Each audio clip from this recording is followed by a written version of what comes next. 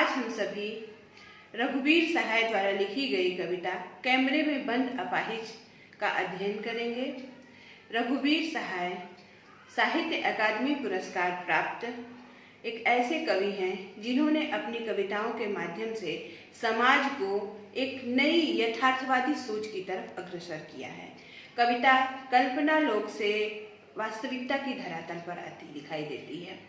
दूसरे सप्तक से प्रकाश में चर्चा में आए हुए कवि रघुवीर सहाय आज आप सभी के सामने अपनी यथार्थवादी कविताओं के साथ बहुत ही महत्वपूर्ण और चर्चा में बने हुए कवि हैं, जिनकी कविताएं मानव संवेदनाओं को आधार रख करके लिखी गई हैं। वे मानवीय दृष्टिकोण को अपनी कविताओं में उकेरने का प्रयास करते हैं। उनकी कविताएं हमारे हृदय को झकझोरती हैं।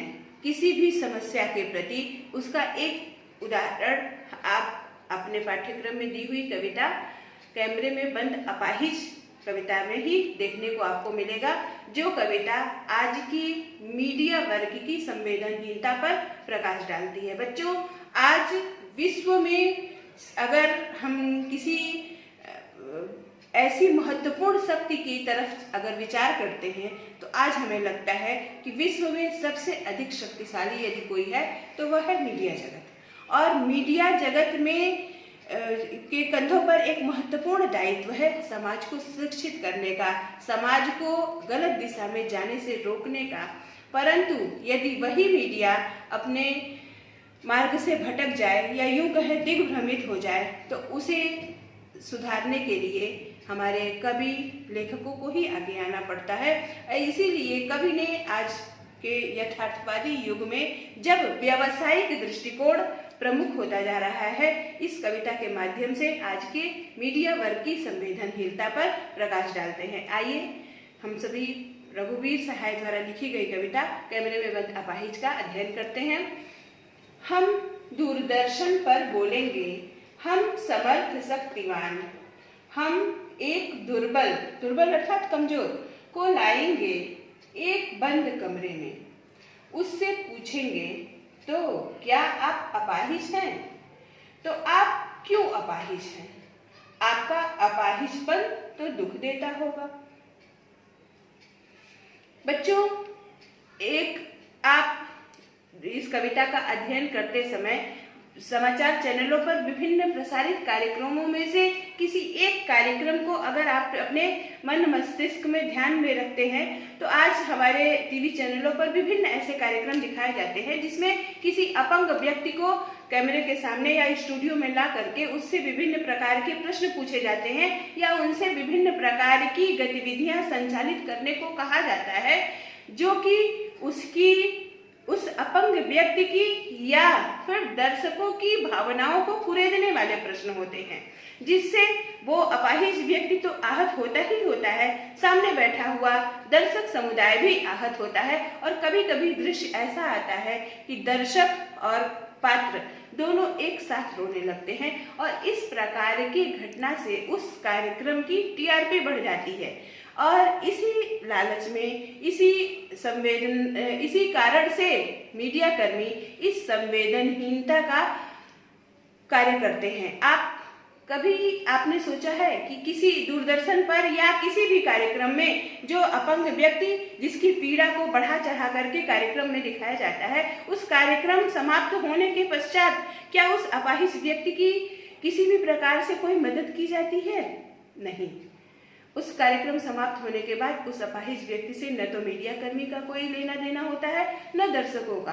तो फिर इस प्रकार के आपत्तिजनक कार्यक्रमों की उपयोगिता क्या है? इसी की ओर कवि हमारा हम सभी का ध्यान आकृष्ट कराना चाहता है। कहते हैं हम दूरदर्शन पर बोलेंगे, हम समर्थ शक्तिवान। कहते हैं कि आज की मीडिया सर्वाधिक समर्थ और शक्तिवान है और वह एक दुर्बल व्यक्ति को, एक शारीरिक रूप से अपाहिज व्यक्ति को लाएंगे एक बंद कमरे में, एक कैमरे के सामने एक कमरे में लाते हैं और उससे पूछेंगे तो क्या आप अपाहिज हैं?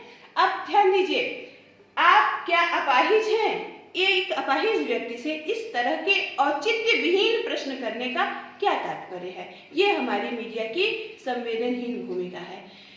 अपाहिज व्यक्ति से हम पूछते हैं, उससे पूछेंगे तो क्या आप अपाहिज हैं? तो आप क्यों अपाहिज हैं? आपका अपाहिजपन तो दुख देता होगा। आप ये बताइए, किसी भी व्यक्ति से अगर वो विकलांग है, उससे इस प्रकार के प्रश्न पूछना कि आप अपाहिज हैं, आप क्यों अपाहिज हैं, अपाहिज होकर के आपको कैसा लगता है, आपका अपाहिजपन तो दुख देता होगा। इस तरह के प्रश्न क्या उसकी अंतरात्मा को दुखी नहीं करते हैं? यही कारण है कि आज की मीडिया की संवेदनहीनता पर हमारे कवि ने इन्हीं बातों की ओर संकेत किया है कि एक व्यक्ति की भावनाओं को कुरेदने वाले प्रश्न ऐसे पूछे जाते हैं जिससे कि वह दुखी होकर के रोने लगे, और उसके रोने में भी उनका अपना व्यावसायिक हित है। बच्चों, इस प्रकार की कविताएं हमारे समाज में आज निरंतर आप सभी को देखने को मिल रही है, पढ़ने को मिल रही है, और विभिन्न कार्यक्रम भी इस प्रकार देखने को मिल रहे हैं जिससे व्यक्ति की भावनाओं से कोई लेना देना नहीं है। उन्हें अपने व्यावसायिक हित, व्यावसायिक वृद्धि होती रहे, आर्थिक लाभ होता रहे, इसकी बस परवाह है। इसीलिए कवि ने आज हमारा ध्यान आकृष्ट, आज के दर्शक समुदाय का ध्यान आकृष्ट कराया है कि इस प्रकार की कविताओं का क्या औचित्य है। जल्दी बताइए, वह दुख बताइए, बता नहीं पाएगा। सोचिए, बताइए, आपको अपाहिज होकर कैसा लगता है? कैसा यानी कैसा लगता है? हम खुद इशारे से बताएंगे कि क्या ऐसा। सोचिए, बताइए। इस प्रकार के बार बार उसकी भावनाओं को कुरेदने वाले प्रश्नों को मीडिया कर्मी पूछता है, खुद विभिन्न प्रकार के संकेत देता है कि बताइए ऐसा या क्या ऐसा। जल्दी बताइए, वह दुख बताइए, बता नहीं पाएगा। सोचिए, बताइए, आपको अपाहिज होकर कैसा लगता है? कैसा यानी कैसा लगता है? हम खुद इशारे से बताएंगे कि क्या ऐसा। सोचिए, बताइए। अब बच्चों, इस प्रकार के प्रश्नों के द्वारा मीडिया कर्मी उस अपाहिज व्यक्ति को रोने पर विवश कर देता है। आप बताइए, जिस व्यक्ति जो खुद अपाहिज है उस व्यक्ति से क्या इस प्रकार के प्रश्न पूछना औचित्यपूर्ण है? आप अपाहिज हैं, आपको अपाहिज होकर के कैसा लगता है? आपका अपाहिजपन आपको दुखी करता होगा, और इस प्रकार जिन दुखद क्षणों को वह व्यक्ति भूल करके अपने जीवन को सुगमता से जीने का अभ्यस्त भी बन चुका था, उस व्यक्ति को पुनः उसके भावनाओं को कुरेद करके उसे उस भूले हुए दुख को फिर से याद दिला दिया जाता है। इस प्रकार वह मीडिया कर्मी उसे उस अपाहिज व्यक्ति की पीड़ा को, घावों को फिर से हरा कर देता है, और इस प्रकार उसे बहुत ही कष्टकर स्थिति में ला करके डाल देता है, जिससे कि वह उस पीड़ा को स्मरण करके पुनः रोने लगे।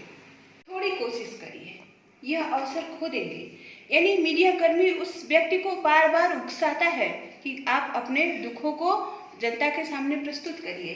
आप जानते हैं कि कार्यक्रम को रोचक बनाने के वास्ते हम पूछ कर उसको रुला देंगे, यानी बार बार उससे इस प्रकार प्रश्न करेंगे कि वह व्यक्ति, और तब तक प्रश्न करेंगे जब तक कि वह व्यक्ति रोने न लगे। इंतजार करते हैं आप भी उसके रो पड़ने का। यह प्रश्न पूछा नहीं जाएगा। फिर हम पर्दे पर दिखलाएंगे फूली हुई आँख की एक बड़ी तस्वीर।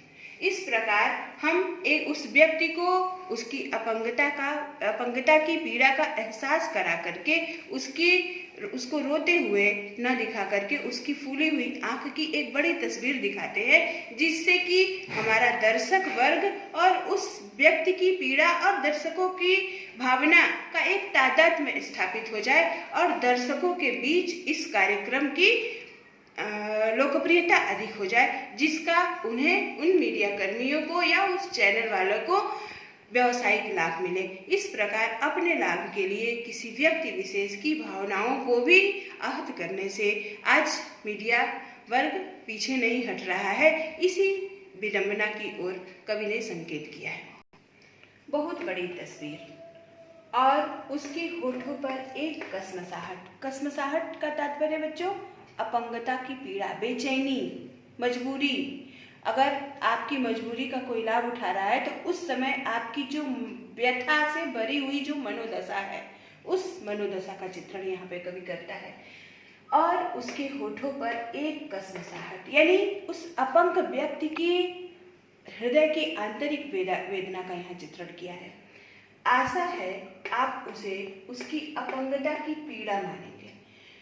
सभी दर्शक उस रोते हुए व्यक्ति को उसकी जो अपाहिजपन है उसके कारण, उसकी असमर्थता जो है उसके कारण, उसके हृदय में जो वेदना है उसको समझ करके दर्शक भी उनके साथ रोने लगता है।